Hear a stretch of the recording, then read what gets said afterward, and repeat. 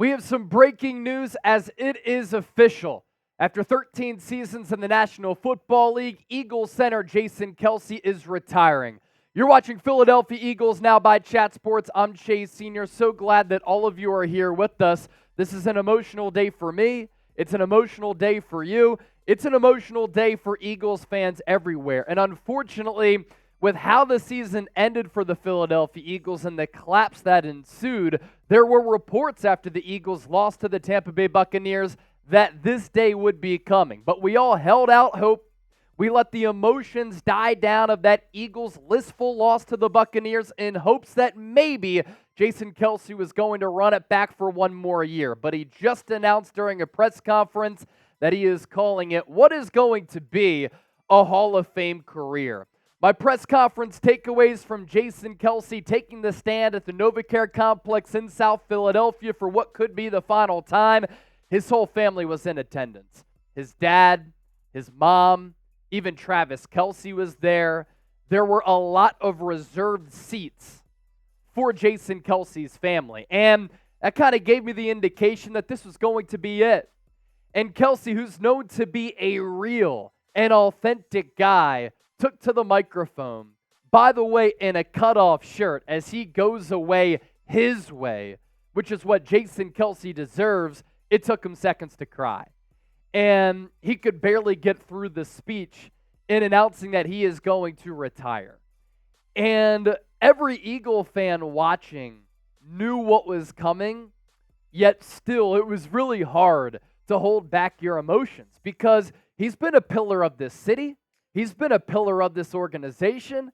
He's one of the best players to ever wear an Eagles uniform, and he epitomized what a Philadelphia Eagle should be. Tough, gritty, heart, a winner, a champion, take your lunch pail to work type of guy. And he was an underdog right from the jump. I was just at the NFL Scouting Combine in Indianapolis this past week, and I looked back at some of the former Eagles scouting reports. Some scouts thought that Jason Kelce coming out of Cincinnati should have gone to a developmental league at first. Now, he slid down draft boards, and he was a little bit smaller, 6th-round pick for the Eagles all the way back in 2011. He spends 13 seasons with the Birds. He helped bring back the only Lombardi trophy that this Eagles franchise in this city has ever seen, and the parade was legendary from him wearing the Mummers gear. The speech on the steps of the Art Museum is something that we will never forget. I'll never forget being in attendance that day as we were throwing beers to some of the Eagles fans on the floats. And we talk about the player, right? 7 Pro Bowls to his name and 6 first-team All-Pros. Just an extraordinary run for him. And he's going to go down as a one-of-one Philadelphia athlete. I think that the number 62 should be retired, never worn again, because nobody is going to fulfill those expectations. Give the man a statue outside of Lincoln Financial Field, and he's, of course, going to be inducted into the Eagles Hall of Fame.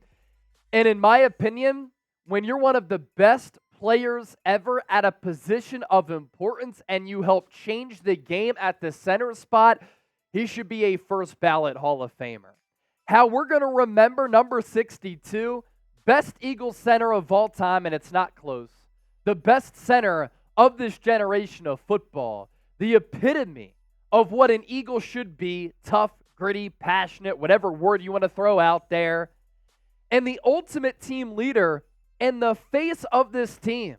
When things were great, Kelce was at the center of it. When things were down in the dumps, he took the blame. He took the accountability. He was the team captain. He was the team leader. But part of what made him great, Kelce being an Iron Man, his durability was absolutely incredible.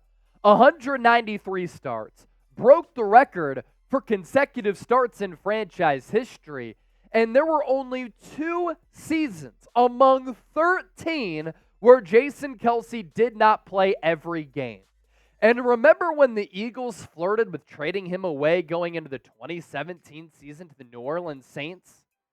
The decision not to, one of the biggest what-ifs in the history of this great organization. And to his Hall of Fame case, there are a few players who changed the way that the game is played. Well, Jason Kelce changed the way that we evaluate the center position. He weighed in at the NFL Combine in Indianapolis at 280 pounds. He ran a sub-4.9 40-yard dash. And now, these smaller athletic centers who can cause destruction getting out in space to that second and third level and pancake guys on those pull blocks, teams covet that now. They didn't covet it back in the day. They looked for a meaty center who could take up a lot of space.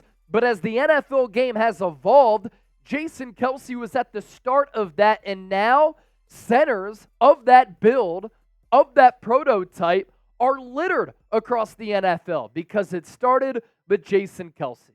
And from my view, this is my second favorite Eagle of all time. When I buy Eagles jerseys, I get legends because they're timeless. The jersey I always wear, Brian Dawkins, number 20. He's my favorite Eagle of all time. But my 1B now, and another jersey that I got once the Kelly Greens were released, Jason Kelce. And that's high praise right there. Now, there's a lot more to get to because what are the next steps for this Eagles organization? First, NFL free agency starts next week. And Jason Kelce's official retirement, it alters things here in the free agency period. Opens up some more money. And now, what do the Eagles do at offensive line? We have you covered every step of the way. Make sure you subscribe as we approach 73,000 subscribers. Now, coming up around the corner, what does this mean for the Eagles moving forward? Well, Philadelphia, a couple of drafts ago, took Cam Jurgens out of Nebraska to be Jason Kelce's future replacement. And what's of note here, what's interesting, is that Jason Kelce helped this front office in scouting and identifying who would eventually take over for him because Kelce over the last couple of years has been year to year. And it looks as though Cam Jurgens is going to be that replacement. And these shoes are not easy to fulfill from a captainship standpoint, from a team leader point of view. But look at what Jason Kelce still was able to do, albeit in year 13. He had an overall Pro Football Focus grade of 80.7, a pass blocking grade of 72.6, run blocking grade of 86.2, only committed 6 penalties, always a smart, heady player, and the Eagles are certainly going to miss that. That's part of his legacy. He gave up 1 sack of Jalen Hurts, 1 hit allowed, 12 pressures allowed, and that came on 1,108 snaps, as once again, he did not miss a game throughout the entire duration of the 2023 campaign. My guess is that the Eagles' offensive line might look like this upcoming season. You still have the mainstays in Jordan Mailata, one of the highest graded left tackles in the game this past year, and Landon Dickerson, who could be up for a contract extension. I think Cam Jurgens might slide from right guard to center because that's his natural position.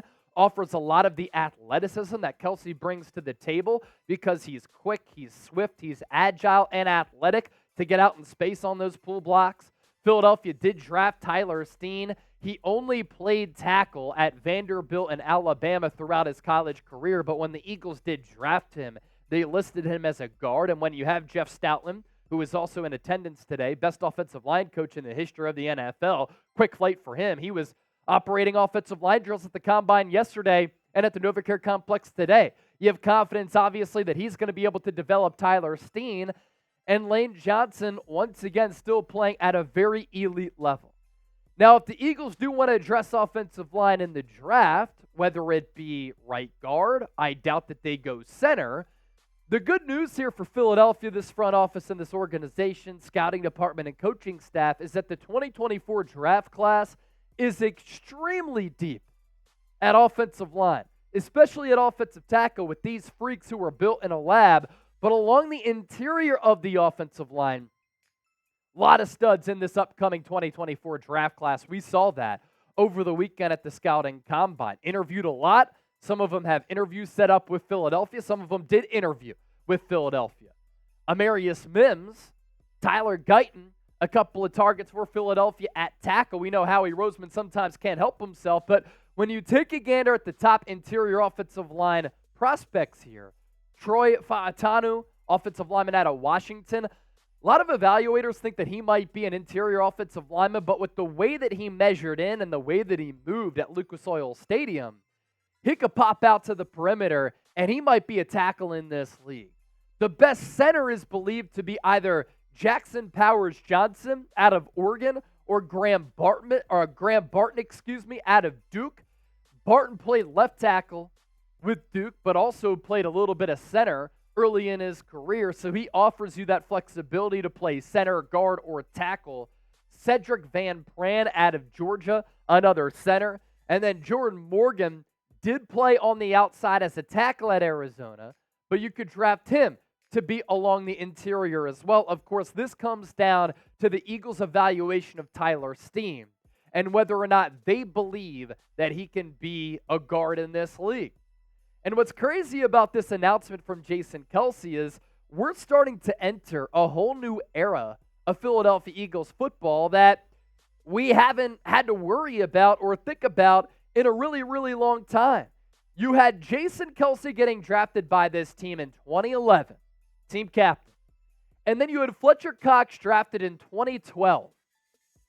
Brandon Graham, he might have to run it back for one more year, then he might be done. Lane Johnson right after that. It is very rare that you have franchise pillars, franchise icons who are with one team for more than a decade. We've had the luxury of seeing that as Eagles fans. And Fletcher Cox could be next because a lot of the buzz from the NFL Scouting Combine is that Cox, another all-time Eagle, could retire as well. And if that's the case, Philadelphia might have to replace 2 decade-plus long Eagles legends this offseason. Crazy times. Before we hop on out of here, man, I'm going to miss Jason Kelce. I got emotional during this show. Spam those 62s in the chat, and the next time that we go live, we're going to shotgun a beer in honor of Jason Kelce. Go Birds! Kelce announces his retirement. He deserves everything in his post-playing career, and you know that the broadcasting industry is coming up around the corner with the New Heights podcast, but networks, they're going to be calling him heavy.